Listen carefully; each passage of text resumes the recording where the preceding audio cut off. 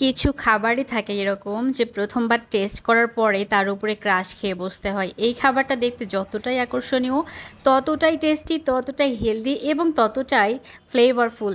আর এটা যদি বাচ্চাদের খাওয়াতে পারেন, এখান থেকে বাচ্চারা প্রপার কার্ব, প্রোটিন, ফ্যাট সব কিছু কিন্তু পেয়ে যাচ্ছে। আর হাজব্যান্ডকে যদি খাওয়ান, সে সকালবেলা মজাদার একটা নাস্তা করার সুবাদে সারাদিন অফিসে গিয়ে কিন্তু মনোযোগ দিয়ে কাজ করতে পারবে। ওই যে বলে না, ছেলেদের ব্রেন নাকি পেট থেকে খোলে। তো যাই হোক, এটা অনেকটাই প্রফেশনাল টাইপের হয়।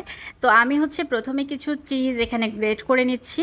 আর এখানে আমি গুড লাইফের চিজটা নিয়েছি, এটা 245 টাকার মতো দাম, মজরোলা চিজ। সেটাকে আমি কিছুটা পরিমাণে গ্রেট করে নিলাম। গ্রেট করে নেওয়ার পর এখানে আমি 2টা ডিম নিয়ে নিয়েছি। 2টা ডিমকেও আমি সেম প্রসেসে এখন গ্রেট করে নিব। তো একটা গ্রেট করা হয়ে গেছে আমার। এবারে আমি আরেকটা ডিম ছিল, সেটাও আমি গ্রেট করে নিচ্ছি। চাইলে এই কাজটা আপনারা ছুরি দিয়েও করতে পারেন, ছুরি দিয়ে একদম কুচি কুচি করে কেটে নিলে কিন্তু হয়ে যাবে। তো এবারে হচ্ছে আমি এর মধ্যে কিছু পরিমাণে ধনে পাতা কুচি দিয়ে দিলাম, একটু স্বাদ মতো লবণ দিয়ে দিলাম, তারপরে গোলমরিচের গুঁড়াও আমি স্বাদ মতোই দিয়ে দিচ্ছি। আর এখানে আরেকটু জিনিস অ্যাড করব, সেটা হচ্ছে চিলি ফ্লেক্স।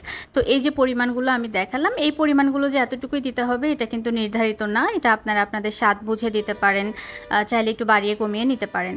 তো এর মধ্যে যদি আপনারা চান আরও কোনো মানে পছন্দ মতো মশলা আপনাদের ভালো লাগে যেটার ফ্লেভার, সেটাও কিন্তু অ্যাড করতে পারেন, এটা আপনাদের পছন্দ। তো এটা মিক্স করে নিয়ে আমি সাইডে রেখে দিলাম। এবারে হচ্ছে আমি ফ্রোজেন পরোটা বের করেছি। ফ্রোজেন পরোটা, একটা পরোটা আমি ফ্রাই প্যানের উপরে দিয়ে ওই মিশ্রণটা এতক্ষণ যেটা রাখলাম সেটা হচ্ছে আমি এর মধ্যে পুরোটাই দিয়ে দিচ্ছি। এখানে আমি যতটুকু মিশ্রণ বানিয়েছি এখানে কিন্তু মোটামুটি 2টা হয়ে যাইতো। তো আমি আর কি ঝামেলা এড়াতে একটার মধ্যে একটু মোটা করে ভারী করে দিয়ে আর একটা পরোটা দিয়ে উপরে সিল করে দিব। এখানে একটা বিষয় বলে নেই যে আমি যে ফ্রোজেন পরোটা ব্যবহার করেছি, ফ্রোজেন পরোটাই যে আপনাদের ব্যবহার করতে হবে বিষয়টা কিন্তু এরকম না। আপনারা চাইলে বাসায় বানানো রুটি, পরোটা যেটাই হোক আটা ময়দা দিয়ে বানানো, সেটা দিয়েও কিন্তু সেম প্রসেসে এই কাজটা করতে পারবে। চুলাটা কিন্তু আমি এখনও পর্যন্ত ধরাইনি, চুলাটা কিন্তু বন্ধই আছে। তো সাইডের অংশগুলো সিল করে দেওয়ার পর চামচ দিয়ে চাপ দিয়ে দিয়ে বসিয়ে দেওয়ার পরে আমি হচ্ছে চুলাটা জ্বালিয়ে দিয়ে এটাকে একটু ভাজা শুরু করলাম। মিডিয়াম আছে এটা ভাজলেই হবে, কারণ বেশি জোরে দিলে দেখা যাবে যে চিজটা মেল্ট হবে না, কিন্তু নিচের দিকে পুড়ে যাবে।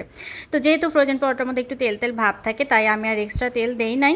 তো এখানে ওই তেলের মধ্যে হয়ে গেছে। এই যে দেখেন আমার কিন্তু মোটামুটি ভাজা হয়ে গেছে। তো এবারে হচ্ছে আমি নামিয়ে নিলাম। নামিয়ে নেওয়ার পর একটা প্লেটের মধ্যে আমি এটাকে ঢেলে নিলাম।